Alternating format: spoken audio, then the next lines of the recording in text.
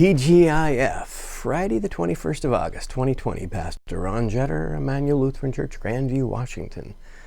Enjoying these days that are a little bit cooler. It's supposed to be in the high 80s again today, just like yesterday, which sounds hot when you're back in springtime, but after we've just come through these 100-degree day after day, the high 80s sounds wonderful for a few days, and tomorrow might be even cooler.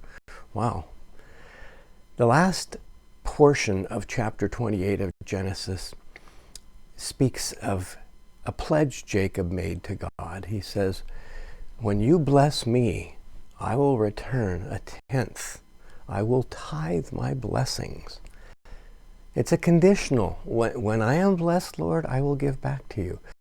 If I don't have it to give, I can't give. That's really not a bad way of looking at it. In fact, the church has talked of the concept of the tithe.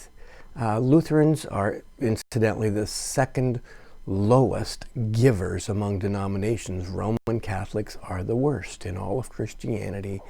Baptists, some of the other para-Christian organizations like the Mormons do pretty well too.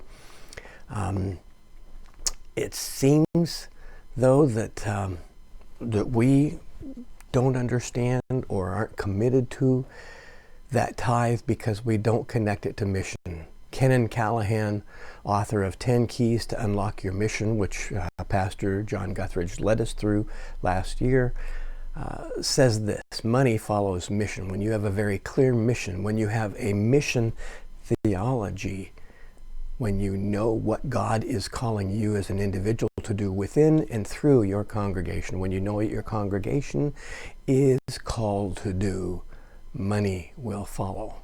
Now, Immanuel Lutheran Church seems to break the trend. There's a lot of churches struggling right now, but Immanuel isn't one of them. The offerings are holding well. We are in good shape.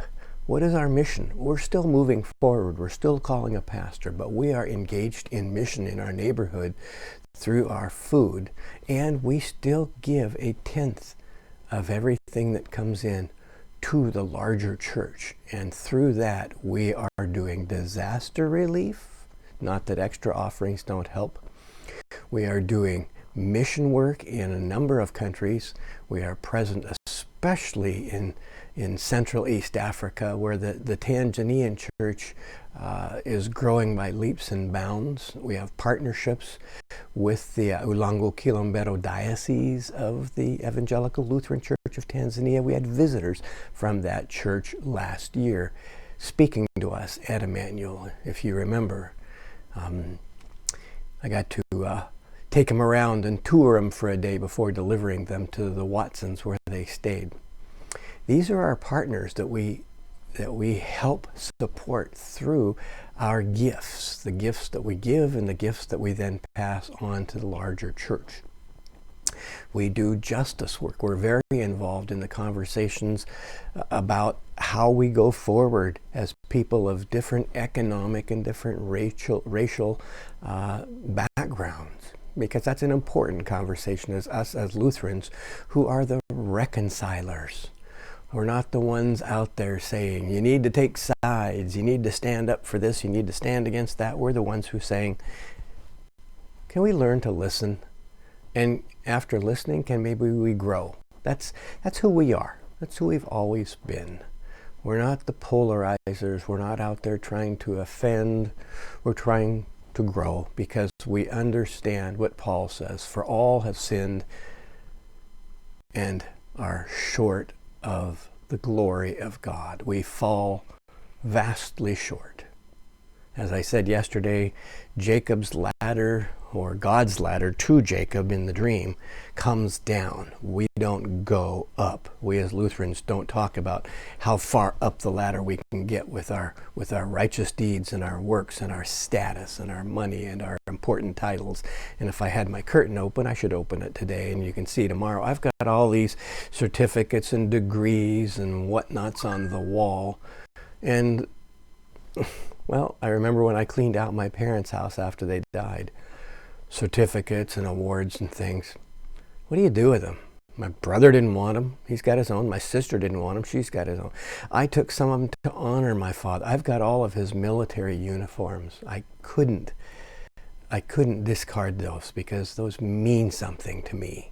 It means a way I can honor his service. And I opened that case up and I take his uniforms out on Veterans Day every year. And I give thanks to God for my dad and all those who sacrificed for this country by putting on that uniform, and those who still do.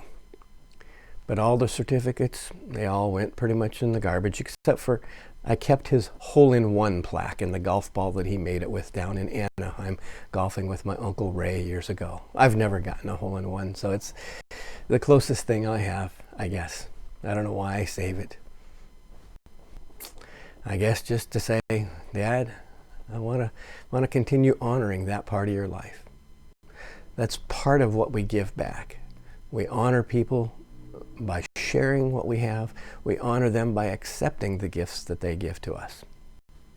Now, back to Genesis chapter 29, because we've got to get further in this story. We're halfway through the book. Wow, I love Genesis, and I hope you do too. It sets up, as I said, everything. It is the great soap opera.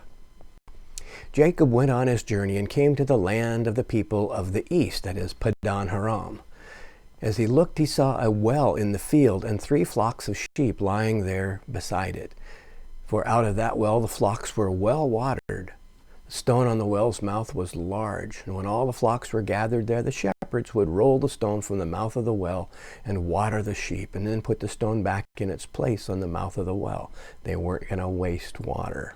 Smart. They live in a desert. Jacob said to them, "My brothers, where do you come from?" They said, "We're from Haran." He said, "Do you know Laban, son of Nahor?" They said, "Yeah, we do." He said to them, "Is it well with him?" He says, "Yes. In fact, here, his daughter Rachel's coming with the sheep. Look, it's still broad daylight. It's not time for the animals to be gathered together. Water the sheep and go pasture them." But they said, "We cannot until all the flocks are gathered together, and the stone is rolled from the mouth of the well. Then we will water the sheep." While he was still speaking with them, Rachel came with her father's sheep, for she kept them.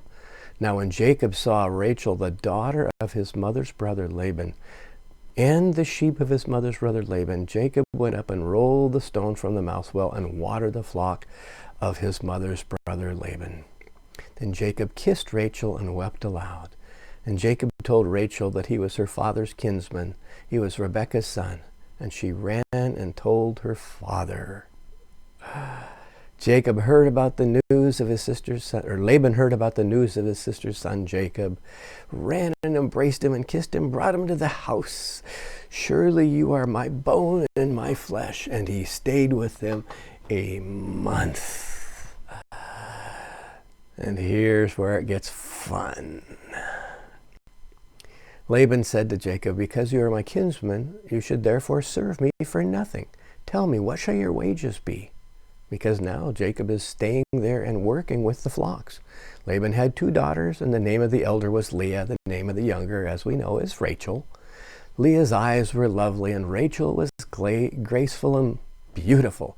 Jacob loved Rachel. Well, yeah, the first time he saw her, he ran up and he kissed her. He was love at first sight, or maybe it was the flocks, or maybe it was the sheep. Is that what he said to her? "Rachel, you are beautiful. You have wonderful sheep." Yeah, wow. Girls love to hear that, don't they? Lovely sheep.